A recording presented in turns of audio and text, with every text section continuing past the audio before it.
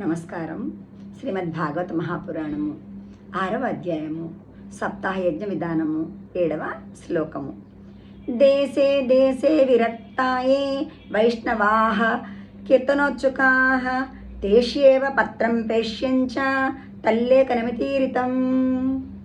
దేశ దేశములందు విరక్తులైన హరిభక్తులు అత్యంత ఉత్సాహముతో హరికీర్తనలో పాల్గొనేవారు ఎందరో ఉందురు కనుక వారందరికీ ఆహ్వాన పత్రములను పంపవలేను. ఆహ్వాన పత్రికను వ్రాయి పద్ధతి కూడా ఈ విధముగా వ్రాయవలనని పేర్కొనబడినది.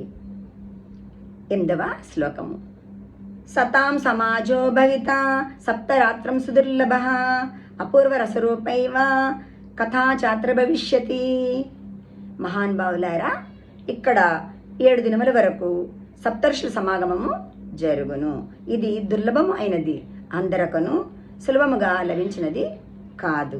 ఇంతే కాదు, అపూర్వమైన కథామృతమును అగు ఈ శ్రీమద్ భాగవత కథా మహోత్సవము జరుగును.